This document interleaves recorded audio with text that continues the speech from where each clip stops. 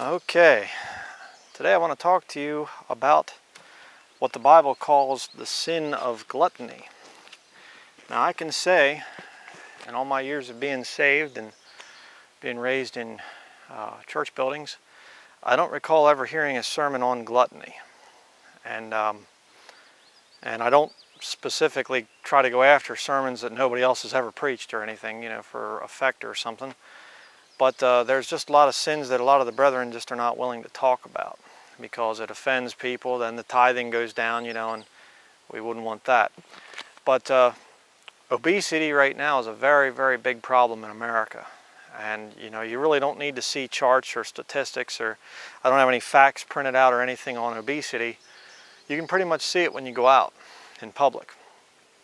A lot of people, a very large number of people are overweight to the point of being unhealthy, overweight. If you're 10 or 20 pounds overweight, well, you still should get that taken care of, but not going to be a huge deal. But when you start getting 40, 50 pounds, 100, 200 pounds overweight, you're not doing too good. And especially as a Christian, gluttony is a sin, because what gluttony is, it is not taking care of the flesh, not putting the flesh down, bringing the flesh down.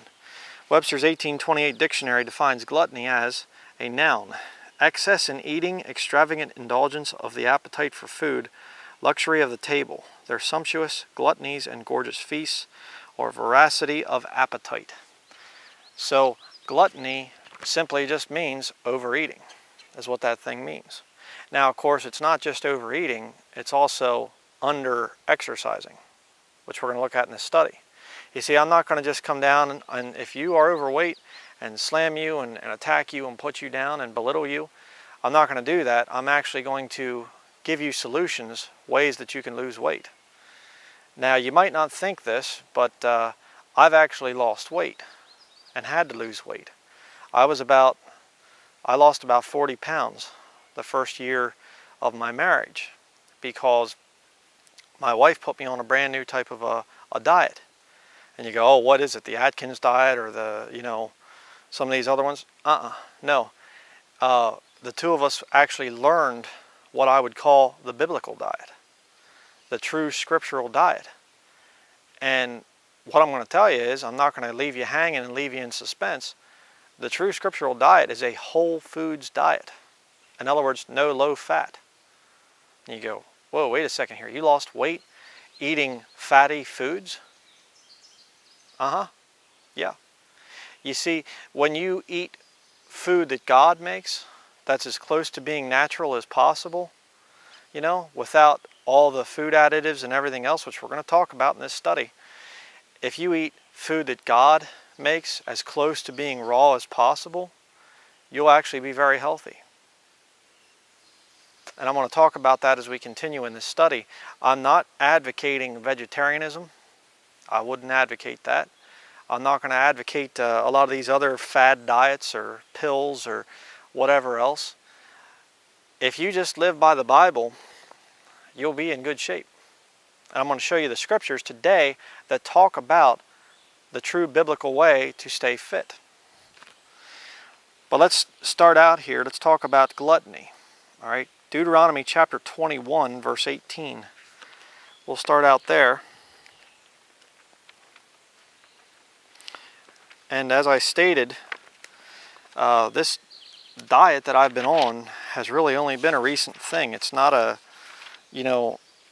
something I've had now for 30 years, 40 years or something, and it's really worked good for me.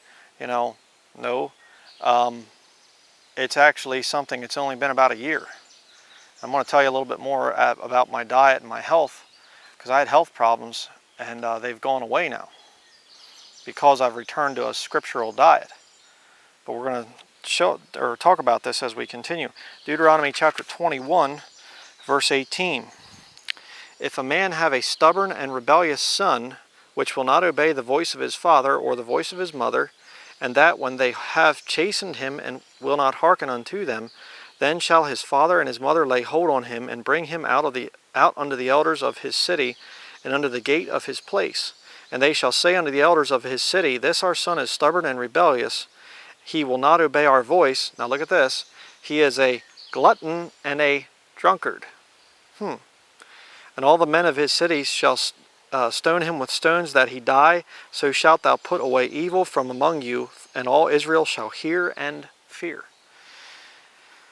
Kind of would be a powerful incentive back there in the Old Testament to obey your parents and you know, not overeat and not get drunk.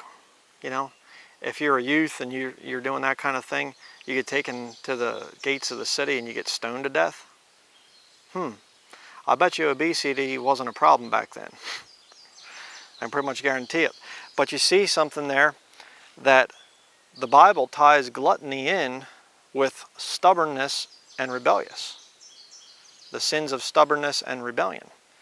Those sins are tied in with gluttony. Now, if you are obese, where you are more than just 5, 10, 15 pounds overweight, you're actually extremely overweight, I can tell you right now, your problem is stubbornness, not willing to eat the right foods, not willing to exercise like you should, and you're rebelling against those same things as well. Okay? Gluttony is a sin.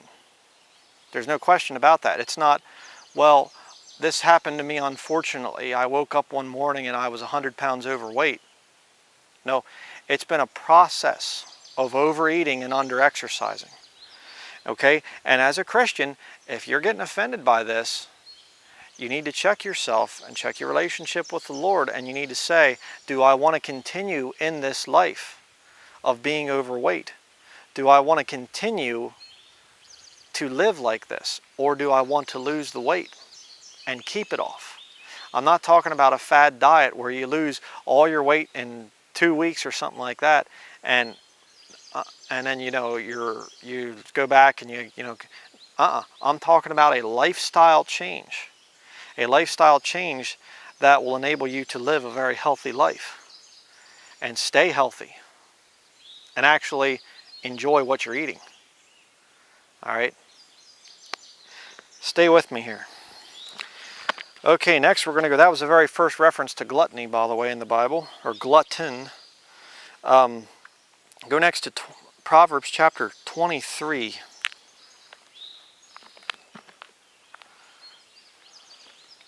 Proverbs 23, verse 19.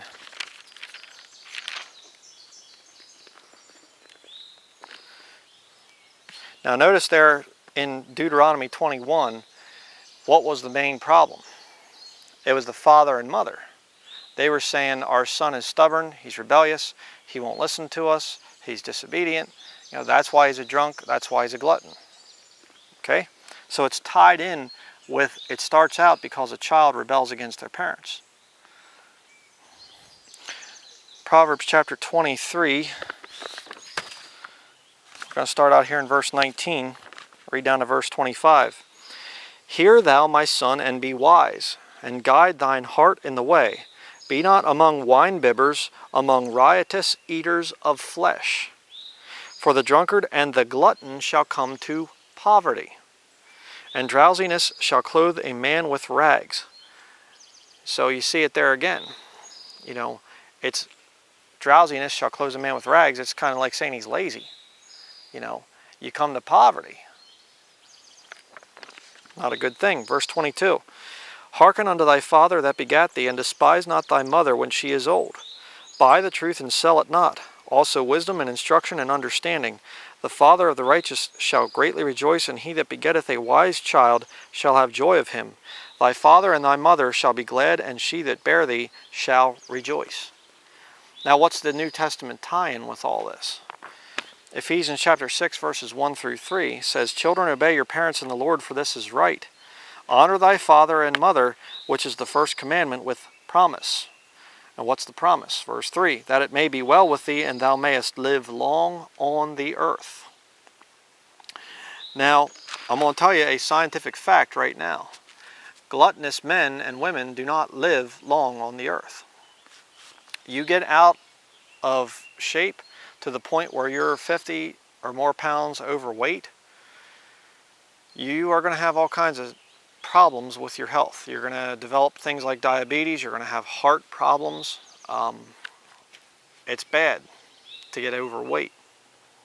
And it also makes you feel very, very, very sluggish. And I just don't feel like getting up and doing anything. You know.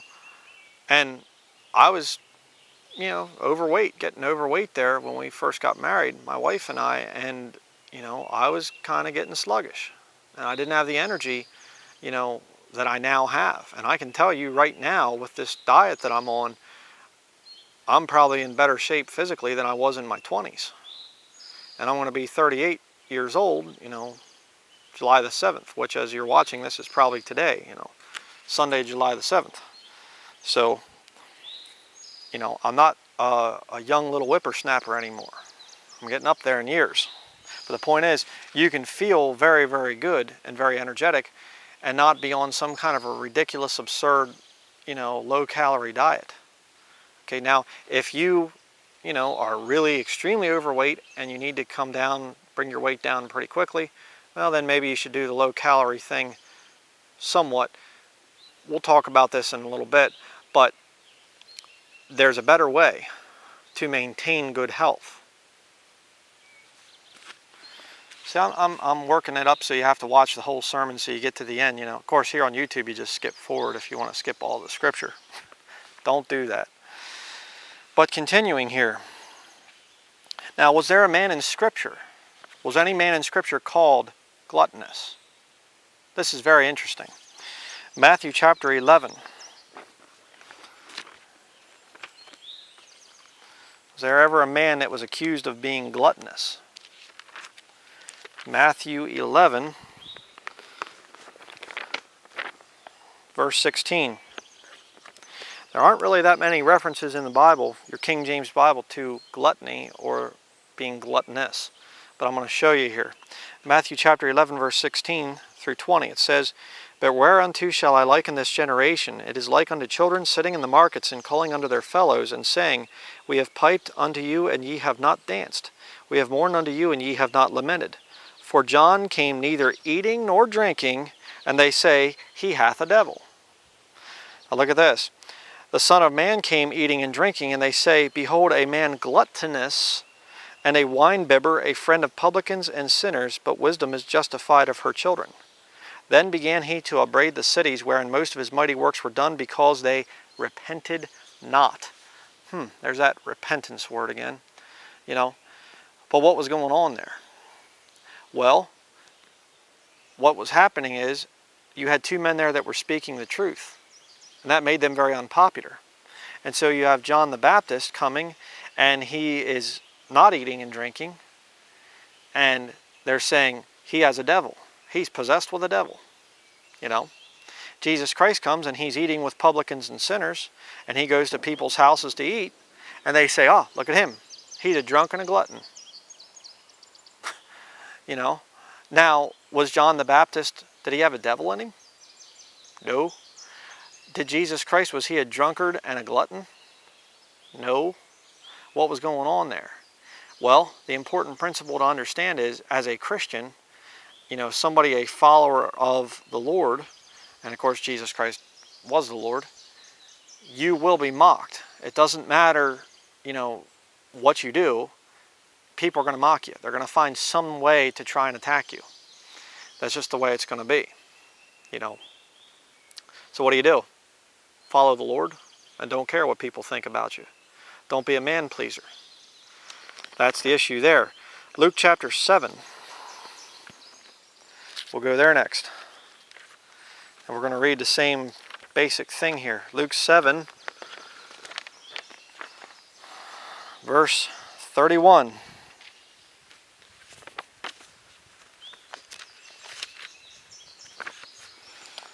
Okay, Luke 7:31. "And the Lord said, Whereunto then shall I liken the men of this generation, and to what are they like? They are like unto children sitting in the marketplace, and calling one to another, and saying, We have piped unto you, and ye have not danced. We have mourned to you, and ye have not wept. For John the Baptist came neither eating bread nor drinking wine." There it makes it a little bit more specific. "And ye say, He hath a devil." The Son of Man is come eating and drinking, and ye say, Behold, a gluttonous man and a wine-bibber, a friend of publicans and sinners, but wisdom is justified of all her children. So Jesus is saying these people are not wise. They don't have the spirit of wisdom in them. And so don't fool with them. Doesn't matter what they're saying. Okay? So those are your references to gluttony in the Bible. Now there's a few other little verses of Scripture here, but mostly this sermon today is going to be about, yes, about the Bible condemning the sin of gluttony, but then how do you get out of it? Okay? Because, see, it's interesting. There are some people that do not have a real strong problem with lust. I'll say it that way. So it's not like this, I have to indulge in pornography or something like that. They don't have a problem with it. There are some people, I'm one of them, I have absolutely no desire for alcoholic beverages. None. I know some other brethren say, well, I drink some on occasion and blah, blah, blah, whatever. I don't care anything at all about alcohol. Doesn't tempt me. Some of the brethren have a very hard time with temptation on that. But the thing that's interesting about gluttony, the sin of gluttony, we all have a desire for food. There's not one man or woman out there that never gets hungry. The question is, number one, what are you eating? Okay? That's going to be important in this study. You see, there are types of food that you can eat, and it will not satisfy your hunger, and you'll just keep eating more and more and more and more and more, and your body's going, I need nutrients. There aren't nutrients in this food. I'm kind of getting ahead of myself here, but so it's important, what are you eating? But secondly, how much are you eating? See, and are you doing the kind of work that needs to be done to burn those calories, to burn that food off? That's also going to be important. Now, go to Proverbs 23. Proverbs 23. Now we're going to get into the main part of the message. First, I just wanted you to see there the fact that, yes, gluttony is a sin. You can't duck that. You can't say, well, I can overeat and the Lord doesn't care. The Lord made me a good eater. Wrong. If you are overweight and it's affecting your ability to serve the Lord, you're messing around. And you need to get that weight under control. And, I had a brother write me recently and he said, this weight problem I have is killing me. What do I need to do? Do you have any advice that you could give me? I appreciate that. I really do. That shows a willingness to change. Praise the Lord for that. I know there's a brother here on YouTube, Brother Beam, I think it is. I saw one of his videos a while back, and I'll put the link to it down there in the description area. He said actually that I think he weighed 300 pounds at one point in time, dropped down to 150 pounds. And he does a lot of the things that I'm going to be talking about here in this message. So it is possible, brethren. And if you have a weight problem, you can't serve the Lord the way you should be. I'm not saying you can't be saved. I'm not saying that, people love to say that I am categorizing all sorts of people as going to hell. No. You can be saved and be obese, okay? But you're not going to live the kind of life that the Lord wants you to live. You're not going to live the kind of quality of life that He has for you. And you're running a race. And you need to be in shape. Okay, Proverbs chapter 23 verses 1 through 3 says, When thou sittest to eat with a ruler, consider diligently what is set before, or what is before thee, and put a knife to thy throat if thou be a man given to appetite. Be not desirous of his dainties, for they are deceitful meat. Okay, now, notice three things. Okay, now this is very important for you if you want to lose weight, if you want to be in good shape, biblically speaking, and follow a Bible-based diet. Three things that you need to keep in mind. Number one, you have inspection. Consider diligently what is set before thee. And don't try to duck it by going to the New Testament and saying, whatever's set before me I can eat as long as I thank God for it. All right, that's just ducking the issue. That's talking about offending people, okay? That's not talking about your normal diet. You know, if you're in a foreign mission field or something like that and somebody sets down some kind of weird food in front of you and it's you know, a creature of God, you know, which there again, it's supposed to be, you know, an animal from an animal that God made and not some kind of, you know, weird processed food or something. But if it's set before you and you can thank God for it, well then, you know, yeah, go ahead and eat.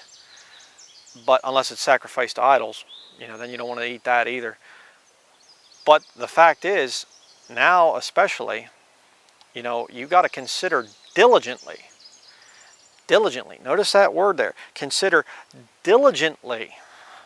That doesn't mean that's just an easy thing to do. When you're diligent about something, that means you are putting some serious effort into it. Consider diligently what is set before thee. Why?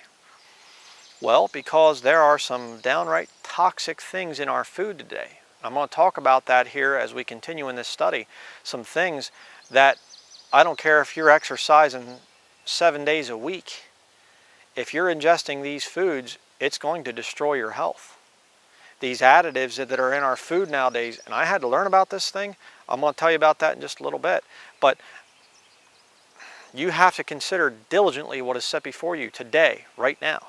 You go back 200 years ago, and this whole organic thing, you know, organic fruits, organic vegetables, you know, grass-fed beef and all this other stuff, you'd have gone back and said, is this vegetables here, are these organic? They'd have been like, huh? Well, you know, raised without GMO and without fertilizers and without sprays and everything else.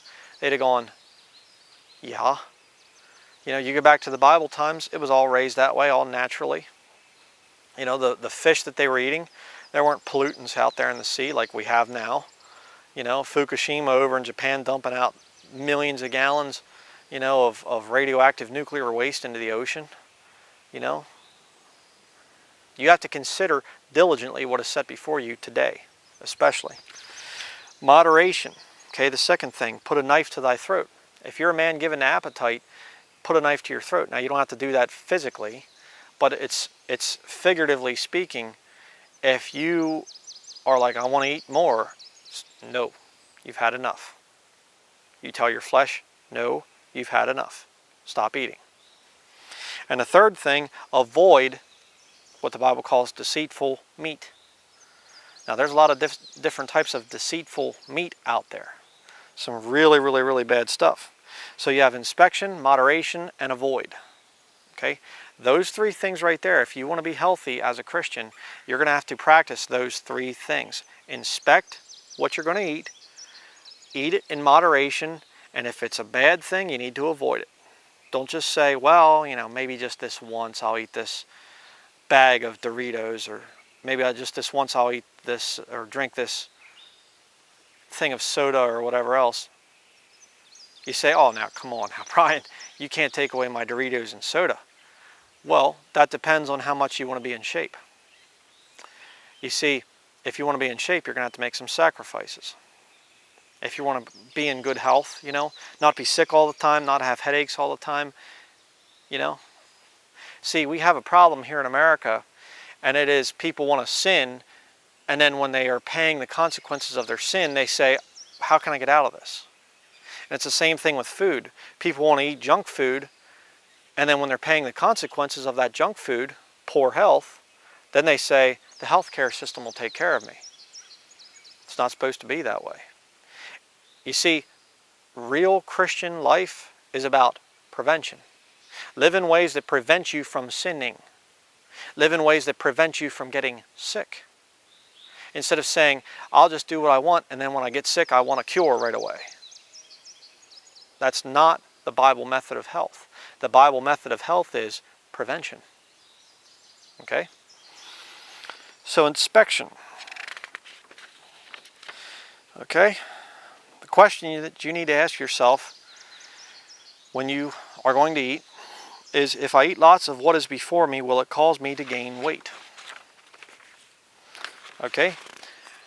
Vegetables and fruits. Now, eating a lot of these will not hurt you. At worst, you know, the worst case scenario, if you eat a lot of vegetables and fruits especially, you might get some loose bowels. All right, got to take a trip to the bathroom very quickly. Okay, that's the worst thing that can happen to you. What about meats and nuts? Now, will overeating that be a problem? Well, that really depends on what you're going to be doing during the day. You see, one of the biggest lies that's out there right now is this thing of red meat is evil. I don't agree with that. I don't believe that red meat is bad for you. What I believe is red meat is bad for you if you aren't going to work it off. If you're not willing to do physical labor, then yeah, eating a lot of meat, a lot of nuts, yeah, it's going to be bad for you. But you know, if you ever want to look at some pictures, of old-time loggers back in the days before they had chainsaws, guys felling trees with crosscut saws and axes. I mean, they're swinging that axe all day long, chop, chop, and then they're working the crosscut saw. Those guys were skinny as a rail, and yet they ate 4 different types of meat for breakfast. Sausage, pork chops, you know, steaks, bacon, every morning for breakfast. I mean, them guys ate like, you know, like they say, like a horse. I mean, they ate a lot of food, but see, they burned it off. And I'm going to tell you right now, if you have a lot of physical work to do, don't eat fruits and vegetables alone. Why? Fruits and vegetables are good. They're very cleansing. They will get a lot of junk out of your body. They're very good for you, have a lot of vitamins and minerals. But fruits and vegetables are not going to sustain your energy if you have physical labor to do. You're going to wear out in about an hour. That energy is just going to be gone, and you're just going to be dragging along. You know, you don't want to do that. Okay? But if you have a lot of driving to do or something like that, where you're not going to be moving around a lot physically, or you work at a computer and whatever, well, you still need to eat meat, but don't eat a whole lot of it. Why? You're not active. You're not active enough. Eat more fruits and vegetables. See, you regulate your food intake according to your lifestyle. See? You don't just say, I'll eat whatever I feel like eating, no matter what kind of life I live. No, it's a bad idea. See, you gotta figure out how this body works. All right? God created our bodies. We are fearfully and wonderfully made. And you need to figure out how your body works. What about grains? Well, they're good, depending on the type. And a very easy little rhyme for you to remember is, the whiter the bread, the quicker you're dead. Okay? When they bleach flour and they take all the nutrients out of it and everything, and all the whole grain and all that out, and you know, don't believe any propaganda out there, oh, white bread's perfectly fine. No, it is not. It's very, very bad. It's all kinds of artificial things, and just, you know, you'd be better off just picking up a piece of cardboard and eating it. You'd probably get more roughage from it. Don't mess with white bread. Okay? What about dairy? Well, here's another controversial issue, which I'm going to be talking about as we continue. But raw dairy products are excellent. You say, what did you say there? I said raw dairy products. R-A-W, raw. Okay, you see, dairy products have bacteria in them. Oh no, bacteria. Oh no, actually good bacteria. You see, there are good bacteria that your body needs. Enzymes that go down into your stomach that help to break down your food. All right? And when you don't have those enzymes in your stomach, a lot of times you'll develop food allergies. Now here's where one of my little stories comes in. Back when I was 17 years old, well, I'll go way back, even farther back than that. As a boy, my parents knew a farm, a dairy farm, and back in those years, we were able, I'll get it out yet, we were able to actually go to the dairy farm and buy milk that was basically, they milk the cow, it goes into the tank, and it goes through some filters and stuff like that, but that milk, all it did was cool down. It went from the warm cow through the filters to get out any kind of dirt, and went in, and it was cooled down in this big stainless steel vat. And we'd go there, we had 1 gallon milk jugs, glass milk jugs. We'd go and they had these little scoops and we'd fill them up. And I remember, you know, carrying these big 1-gallon milk jugs out to the car, you know, as just a little boy, and I'd be carrying these things out. And then my parents would pay the farmer and everything was fine. So for the majority of my life as a little boy, I was raised on raw milk, straight from the cow. I mean, there was no pasteurization to it at all. And you know, you get up in the morning and the raw milk, the cream settles to the top. You get this thick layer of cream and you got to shake the milk up to get it to blend again. And that's what homogenized milk takes that away. But anyhow, that's what I was raised on. Never had a broken bone of any kind. Was in all kinds of different accidents on my bicycle and fell down things, and later on got into dirt bikes, and I wrecked bad a number of times. Never broke a bone. And none of my brothers and sisters did either. So, and we lived in the country. We lived a very rough, had a rough childhood as far as, we weren't little dainty, sitting on satin pillows or anything. But anyhow, this farm burned down eventually, and so we weren't able to get our raw milk anymore. And my parents just figured, they were raised on raw milk, we were raised on raw milk, and they just figured, well, we'll just go to the store and buy the regular store stuff. They had no idea what pasteurized meant. Well, what pasteurization does is, I believe it's about 75 to 100 degrees, right in that area, is what they heat the milk up to. And that kills the bacteria in the milk. And then there's ultra pasteurized, which is about 100 to 120 degrees Fahrenheit. They heat the milk up and it kills everything in it. And you say, oh, that's wonderful, it kills the bacteria. Let me ask you a question if you believe that. Do you think that they strain the bacteria out? The, microscopic bacteria that's in that milk, what do they do with that dead bacteria? See, you're either going to drink live bacteria in your milk or you're going to drink dead bacteria. And if you're drinking store-bought pasteurized milk, you are drinking dead bacteria. And that goes into your body, and your body goes, what on earth do I do with this? And so you develop all kinds of problems. That's why people have things like lactose intolerance and all kinds of other problems, because they're drinking dead milk. And your body is saying, I don't know what to do with this. And there's a whole lot more I could get into on this. And I understand, here again, I understand a lot of states have banned the sale of raw milk. And some states are trying to repeal it and everything else. You'll have to check into your local laws and stuff.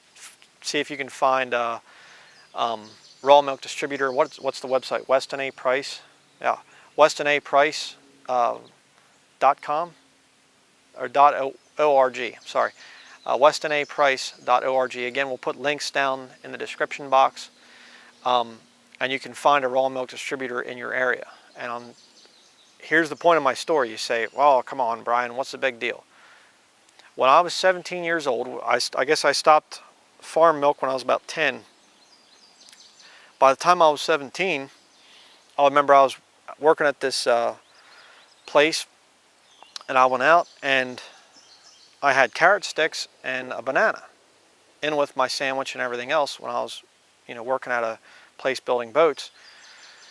And I went out and I'm eating, and all of a sudden I was like, whoa, I don't feel too good, and ended up throwing it up.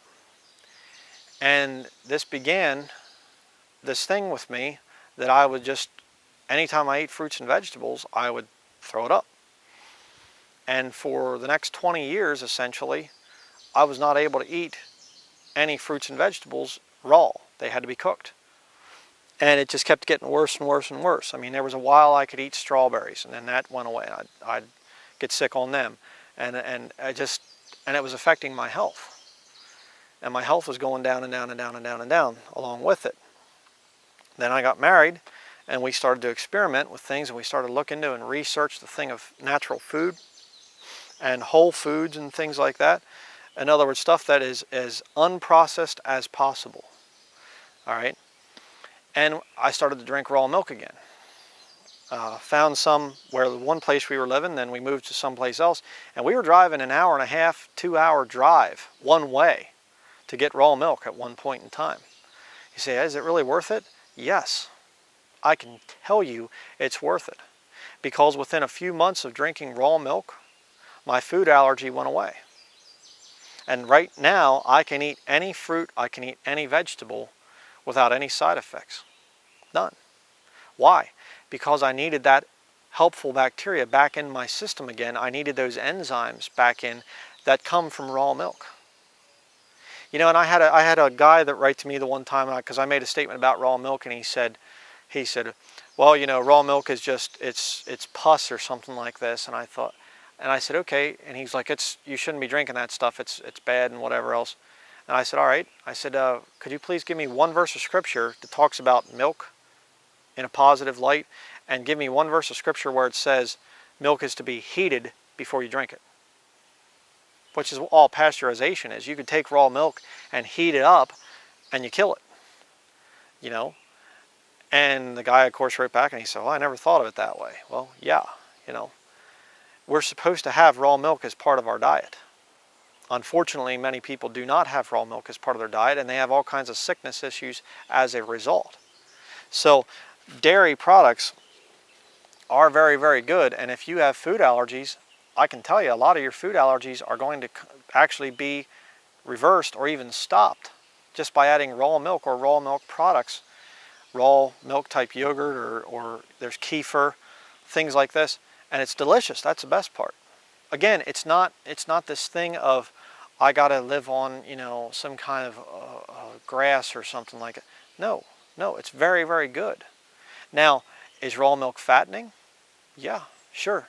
You see, because there's a tissue in your body that is made up almost entirely of fat. And if that tissue is not receiving enough fat, you're going to start having shrinking in this tissue. You say, what tissue is that? The brain.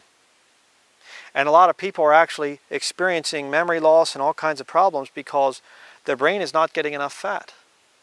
You see, low-fat diets are not actually the Bible way. I didn't say lean. See, there are lean meats out there that are good. But what I'm saying is when you have things that they're chemically taking fat out of milk or meat or other things like that, you don't want that. You don't want to mess with it.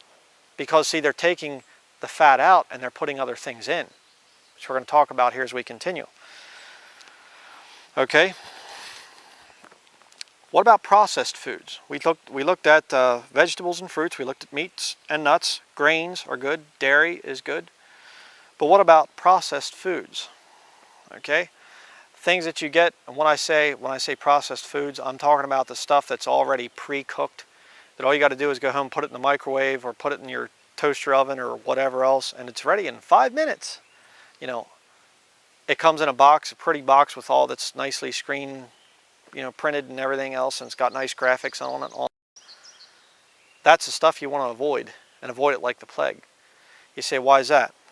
Well, now we're going to get into the thing of harmful additives. And again, a lot of you, this stuff might seem overwhelming at first.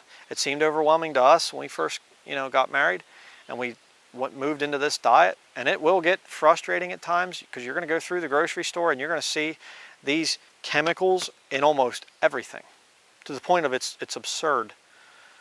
But if you want to live the kind of a life and you want to have the kind of health that the Lord has for you, and you don't want to live in pain, and you don't want to have diabetes, and you don't want to have all this other stuff, I'm telling you what, this is what you have to do. This is the stuff that you have to look out for. First of all, you have high fructose corn syrup. Okay, high fructose corn syrup is refined. It's a chemical, essentially, and what the thing does is it spikes your insulin levels. And so you keep doing this to yourself. Obviously, you're going to have a hard time losing weight if you're getting all these huge amounts of sugar coming into you. But also, it can lead to diabetes. And they've even, you know, found mercury in high fructose corn syrup. I mean, it is toxic. It is very, very bad. And I'm going to tell you right now, brethren, it is frustrating. When you go someplace, you go to a store, high fructose corn syrup is in everything. I mean, you'll see it in pretzels. You'll see it in mayonnaise. You'll see it, soda is almost totally high fructose corn syrup. And by the way, when you look at the ingredients on the back, the higher up high fructose corn syrup is in the ingredients list, the more of it there is in that product. Okay, so a lot of times you'll pick up soda and it'll say high fructose corn syrup as the first ingredient. You're drinking almost pure sugar. And your body, it's just like, you know, your body's going, okay, I want to sleep, and somebody comes up to you and takes cymbals and goes clang beside your head. You're not going to be doing too much sleeping.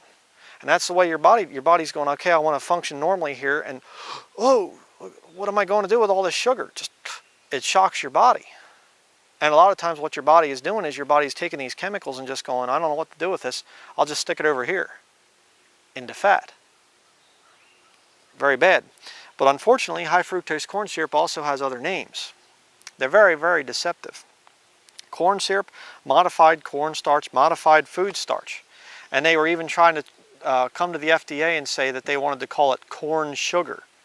But the FDA said no to that, at least for now. You know, maybe if there's enough money that changes hands, the FDA will change their mind. I don't know. But the point is, avoid things with high fructose corn syrup. Okay? And you can do it. All right? We ingest almost no high fructose corn syrup anymore. You say, but all my favorite brands of Doritos, you know, have it in. Well, then don't eat Doritos. All my favorite brands of soda have it in. Then don't drink soda. If you can't find something that does not have high fructose corn syrup in it, don't mess with it. You want to lose weight, don't you? You want to live the kind of a life that God would want you to live, don't you? That's the issue here, brethren. How bad do you want good health? See, consider diligently what's set before thee. It's going to take diligence on your part.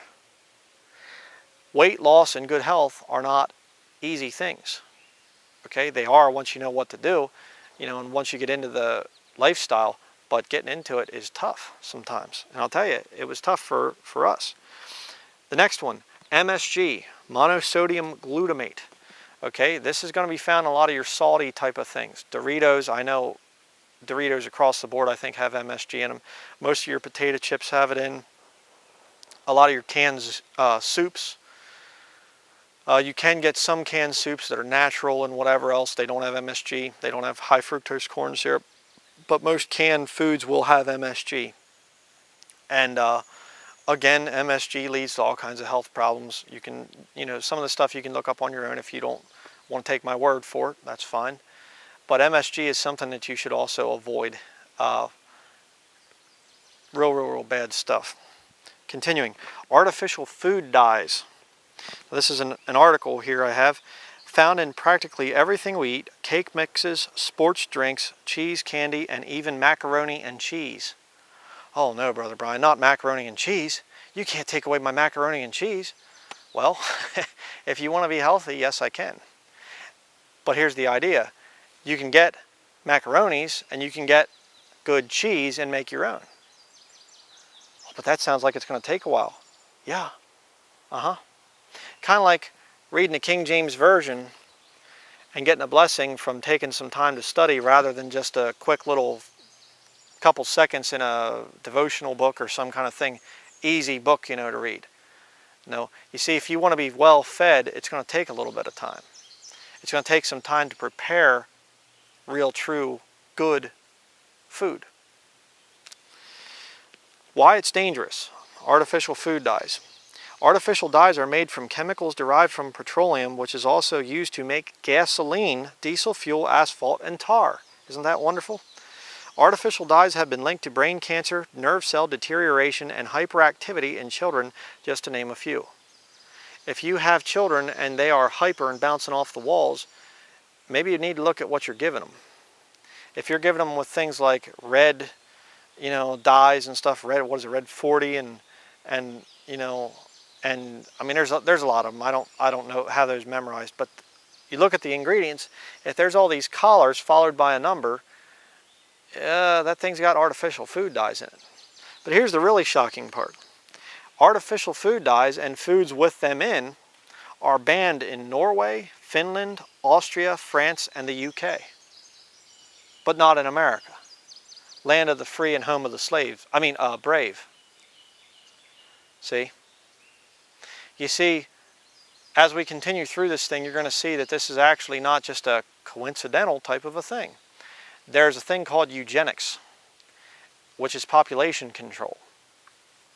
You know, and I do believe that there is a satanic agenda to make people unhealthy so that they can get them into the medical establishment to get their money and keep you very unhealthy, because people that are unhealthy aren't very good at resisting, and they're easier to control.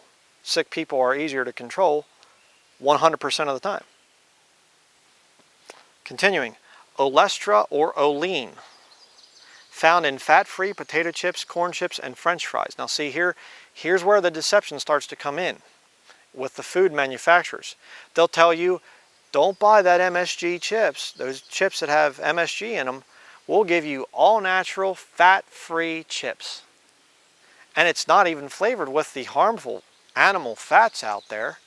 We use olein or olestra. And you go, wow, that must be good for me then.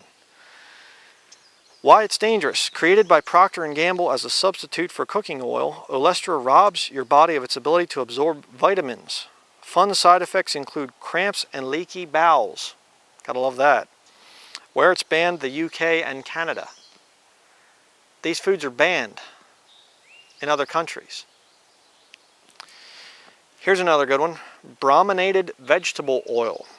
Found in sports drinks and citrus flavored sodas. Most popular one there would be Mountain Dew. Mountain Dew is deadly toxic. I'm talking bad. Real bad for you. Why it's dangerous. Bromine is a chemical used to stop carpets from catching on fire. So you can see why drinking it may not be the best idea. Brominated vegetable oil is linked to major organ system damage, birth defects, growth problems, schizophrenia, and hearing loss. And it's banned in over 100 countries, but not in America.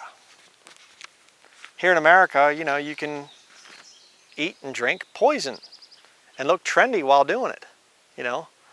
Do the do, man. Hey, dude, you know, I just love my Mountain Dew. Yeah, you're drinking poison and you're killing yourself.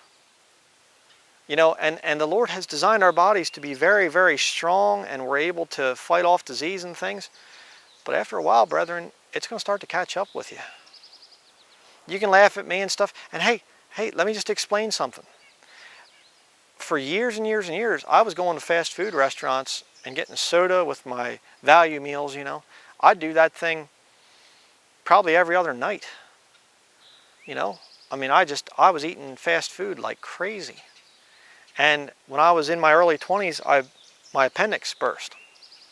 And I was in the hospital, you know, for a couple days, and it was pretty bad. I almost died from it because I was working in a toxic factory and I was eating fast food and just living very, very unhealthy. And when I went to get out, the doctor who had done the surgery, he told me, he said, don't eat fast food for about 3 months. And I thought, why can't I eat fast food? What's it have to do with my appendix bursting? Oh, I found out. But you know, you say, well, then you never ate fast food again after that. Well, I wish I could say that, but no. I ate fast food. All right, so I'm not some ultra natural health type of a guy that's just lived healthy all my life and I don't know what it's like to be tempted by fast food and soda. Oh no, I've had those temptations. I had years and years and years. When I worked at the place building boats, I'd buy a 24-pack of Dr. Pepper. And on my break, I'd drink 3 or 4 of them. 3 or 4 cans, you know, 3 times a day. So, you know, don't say, oh, Brian, you don't know what it's like to be tempted. Oh, yeah, I do. Yeah, I do. And I know that to be in good health, and you know, it didn't seem to bother me when I was in my early 20s, but as I got older, all of a sudden I'm having headaches all the time, migraine headaches, and I'm getting sick a lot, and just no energy and just weak and depressed all the time. Yeah, it's because I spent years and years and years destroying my health. And if you spent years and years destroying your health, it's not going to come back the first week. You're going to have to stick with this thing, okay? And I want to tell you right now, it is worth sticking with. You'll feel amazing